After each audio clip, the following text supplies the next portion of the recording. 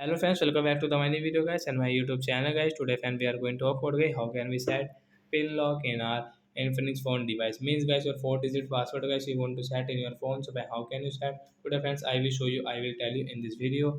So friends now let's see how can we set pin lock. Open your phone setting. Then guys scroll it. Click on phone security. Then guys again scroll. Click on screen lock. Click on pin and then we will next. Then we will enter our pin. So example I will take is 1234.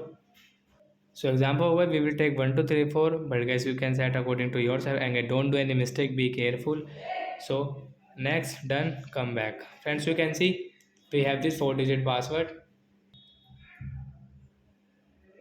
So like that guys we can set guys our 4 digit password in our Infinix phone and guys we can use it. So that's it guys, thanks for watching the video. I hope friends have understood how to set 4 digit password in Infinix phone. Bye guys.